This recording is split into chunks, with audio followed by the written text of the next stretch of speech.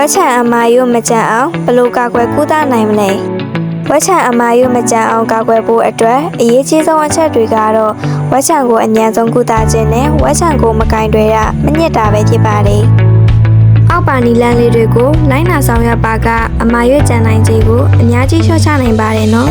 နံပါတ်1ဝက်ချံကိုမညစ်ပါနဲ့မကုတ်ပါနဲ့ဝက်ချံကိုကင်တွေရညစ်တာဖောက်တာကုတ်တာတွေဟာအရေးပြားကိုပိုပြီးတန်ရန်ရစေကကြောင်ရမ်းမှုကိုတိုးစေတဲ့အတွက်အမာရွက်ဖြစ်ဖို့အခွင့်အလမ်းပိုများစေပါတယ်နံပါတ်2ဝက်ချံကိုစောစီစွာကုသပါဝက်ချံပိုးဆိုးလာလေရောင်ရမ်းမှုကြီးမားလေအမာရွက်ကြံဖို့ပိုလွယ်ကူလေဖြစ်တာမို့ဝက်ချံစားပြပြီးဆိုတာနဲ့တက်နိုင်တဲ့ညအញ្ញံဆုံးကုသမှုခံယူပါဝက်ချံကပြင်းထန်တဲ့နာကျင်တဲ့ဒါမှမဟုတ်ကိုသုံးနေကြဆေးတွေနဲ့မတက်တာဘူးဆိုရင်တော့အရေးပြားအထိုးဖို့ဆရာဝန်နဲ့ပြသပြီးကုသမှုခံယူတင်ပါတယ်နံပါတ်3နေ့စဉ်အသားအရည်ထိမ့်သိမ့်မှုကိုစနစ်တကျလှုပ်ဆောင်ပါတနေ့ကိုမနက်တစ်ကြိမ်ညတစ်ကြိမ်နဲ့ချိုးထက်များတဲ့အခါတိုင်းနူးညံ့တဲ့ညနာသစ်ဆေးနဲ့တစ်ပါညနာသစ်ပြီးရင်အဆိုးတဲ့ထိန်ခွင်ကိုအသုံးပြုပေးပါညအိပ်ရမဝင်ခင်မိတ်ကပ်အားလုံးကိုတေချာဖြတ်ပါ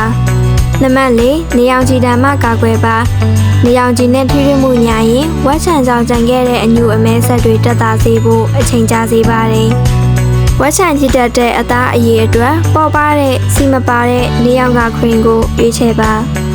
နံပါတ်5အရေးပြားကိုမထိခိုက်စေတဲ့ပစ္စည်းများသုံးပါ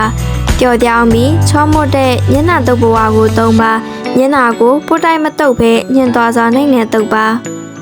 နံပါတ်6အာဟာရညီညွတ်စွာစားသုံးပါတကြားနဲ့နိုးထပစ္စည်းကိုလျှော့စားပါတချို့လေးလာချက်တွေအရာတကြားနဲ့နိုးထပစ္စည်းတွေကဝက်ချံကိုပိုးဆိုးစေနိုင်ပါတယ်ဒီအချက်လေးတွေကိုသာတေချာလိုက်နာပြီးဂယူးဆိုင်ကုသမယ်ဆိုရင်အမာယုမကြံပဲပျောက်ကင်းနိုင်ပါတယ်နော်